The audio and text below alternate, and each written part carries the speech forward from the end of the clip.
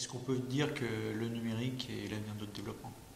Oui, il est au moins pour 3 raisons. La première des raisons, c'est que, je le disais tout à l'heure, le net, la toile, c'est une superpuissance économique, mais aussi une superpuissance sociale, puisque c'est les foules numériques et qui vont échanger les savoirs, et qui vont le faire indépendamment de toute institution. La deuxième raison, c'est que, je l'ai déjà dit, et je reviens là-dessus, c'est que c'est là que se situent les économies de transposition du tangible vers le numérique, les biens tangibles et les biens numériques, et que c'est là que se trouvent bien évidemment les solutions en partie à l'économie des ressources, et c'est là que se fait la rupture entre la relation qui s'établit trop souvent entre taux de croissance et augmentation des consommations de ressources. Essayez d'imaginer que tout le savoir du monde qu'aujourd'hui prennent toutes les bibliothèques pourrait rentrer dans un mètre cube de support informatique moderne.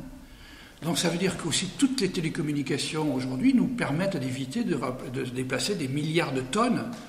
Donc ça va être un facteur d'économie, d'énergie et d'économie de ressources d'une façon générale. Et la troisième, c'est que c'est aussi un vecteur de la projection de soi. D'abord par l'autoproduction. Vous n'êtes pas sans savoir que les individus qui ont compris la facilité à laquelle on peut aller sur le net facilite leur propre autopromotion et deviennent des vedettes, parfois éphémères, mais dans leur domaine. Donc, nous rentrons dans un phénomène tout à fait nouveau, que les consommations sont des consommations de type « je t'emprunte », et non plus des consommations de destruction de production. Dans la production traditionnelle, ou dans la consommation traditionnelle, on détruit ce qu'on consomme. Aujourd'hui, avec les biens numériques, c'est fini, on ne fait que transmettre. Et donc, du coup, on rentre dans une économie de l'emprunt, de l'usage et non plus de la consommation, de la destruction de propriété. Donc tous ces éléments-là contribuent, si vous voulez, à une différence notable de notre modèle économique. Et en plus, c'est aussi, si nous savons l'utiliser, une formidable projection d'une nation, d'une région. Alors, une des conclusions de mon livre, c'est que le pouvoir va être... c'est la fin des nations. Je reprends quelques auteurs célèbres qui ont déjà abordé ce sujet, Alvin Toffler, Homère, qui disent en substance que nous allons plutôt vers des États-régions.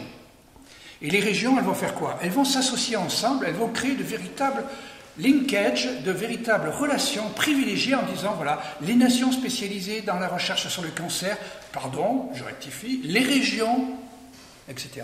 Et nous allons assister en quelque sorte, non, à la fin des effets frontières traditionnels, au bénéfice d'une construction en réseau de compétences, d'expertise dans les différentes parties du monde. Donc on assiste non pas à la mondialisation, on assiste à la globalisation des organisations. Lorsque on parle de la grippe aviaire, il ne s'agit pas de dire qu'il y a la grippe aviaire en France, en Italie, en Allemagne, en Espagne ou en Corée du Sud, c'est tout le monde qui est concerné, on doit le voir comme une vision globale. Et ce sont des gens spécialisés qui vont se construire entre eux. Donc déjà, ça va changer complètement la relation au monde. Et ça veut dire aussi que la représentation élective n'est plus une représentation au territoire, mais elle est au projet. Ça veut dire que les élus du futur ou les élus actuels doivent s'interroger en disant « Mais en quoi je suis légitime de représenter une nation ou une région, sinon par mon projet ?» Et ça veut dire aussi que nous allons devoir apprendre à mieux utiliser notre pouvoir imaginatif pour nous projeter dans le futur et nous imaginer différents, devenir, et c'est un peu ce que j'essaie d'établir dans la fin de mon ouvrage, sommes-nous fleurs ou abeilles? Sommes-nous des gens qui produisons des idées et que des abeilles viennent nous prendre, comme Rank Xerox et Palo Alto auquel je faisais allusion, qui n'a pas su faire le miel en quelque sorte de ses connaissances. Voilà. Et ils viennent d'embaucher quelqu'un d'ailleurs pour jouer ce rôle. Hein. Ils ont acheté une abeille apparemment, donc il va valoriser leur savoir. Je me souviens avoir visité Xerox Grenoble, le centre de recherche, et la vraie question qui était posée à ces équipes, c'était qu'est-ce qu'on fait de ce qu'on a inventé? Et vous le savez, puisque je vous en avais dit en aparté quelques mots, il faut savoir qu'une firme comme Sony invente entre 3 et 4 nouveaux produits par jour. Nous allons, nous, Français, devoir apprendre à être des inventeurs, mais des inventeurs libres. C'est-à-dire qu'il va falloir valoriser les centres de recherche, leur donner des sous, parce qu'ils en manquent, essayer de ne pas faire de mauvaises économies sur la soi-disant recherche publique au bénéfice du secteur privé, qui est complètement irréaliste, parce que déjà ils sont à fond la caisse et à fond de cale, mais il va falloir imaginer que c'est tout le monde qui est concerné. Ce n'est pas des petits enceintes en disant « S'il vous plaît, ici, stop, frontière, ici on réfléchit, les autres restent dehors ». Non, c'est tout le monde. Ça veut dire que nous allons devoir devenir des créatifs et pas simplement des gestionnaires et des raisonneurs. La France... On va apprendre à semer à tout vent. C'est ça le retour au siècle des Lumières. Alors Denis, si on devait prendre une ou plusieurs mesures destinées à favoriser cette économie immatérielle, quelles seraient-elles?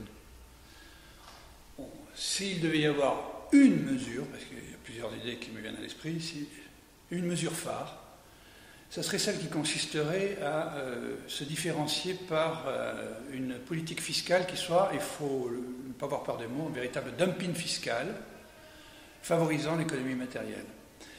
Moi, ce qui me frappe, si vous voulez, c'est que la France a tendance chaque fois à avoir des économies de grande puissance. Je crois que nous sommes aujourd'hui une puissance moyenne et nous devons avoir des politiques, des stratégies de puissance moyenne. Ce que j'observe, c'est que des pays de puissance moyenne qui essayent de se démarquer ou de se sortir des embarras, notamment en matière de croissance de revenus, n'hésitent pas à utiliser l'arme fiscale pour se différencier. Le succès de l'Irlande en est une belle illustration en Europe, qui a complètement révolutionné son approche de sa fiscalité pour devenir un pays qui, il faut quand même le dire au passage aujourd'hui, a des revenus par habitant supérieurs à celui des Français. Donc je crois qu'il faut vraiment aborder le sujet sans tabou, avec peut-être une certaine détermination. Ce n'est plus de savoir s'il faut réduire l'impôt sur les sociétés d'une façon générale. Je crois que la réponse est dans « il faut que nous ayons une fiscalité spécifique à la dématérialisation ». Ça veut dire en clair que si vous venez déposer des brevets en France, nous vous donnerons des avantages fiscaux. Si vous souhaitez protéger vos brevets en France, nous vous offrirons des défenses spécifiques.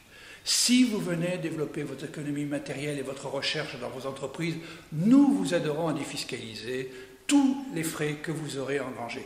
Et là, même si on ne peut craindre des effets d'aubaine, il faut jouer à fond cette défiscalisation. Il faut que l'on soit conscient que les critères de compétitivité entre les différentes régions du monde ne s'établissent pas sur le coût du travail, contrairement à ce qu'on croit, sur le coût des matières premières. Il se définit aujourd'hui en bas et en dessous du compte d'exploitation au niveau de la marge brute. La différence se fait entre la marge brute et la marge nette. La marge nette, elle est prise par ce que l'on prend pour les impôts. Il faut que la France accepte cette idée, qui au fond est assez simple, même si elle paraît un peu agressive, c'est de défiscaliser et de soutenir l'économie matérielle par une politique massive de défiscalisation ou de soutien à l'économie matérielle par l'outil de la fiscalisation. C'est mon choix. Denis Tegefer, je vous remercie. Je rappelle le titre de votre ouvrage qui va sortir dans quelques mois, NetBrain, les batailles des nations savantes. Et je voudrais remercier aussi la galerie Victoria Châtelet qui a eu la gentillesse de nous recevoir. À bientôt. Merci beaucoup.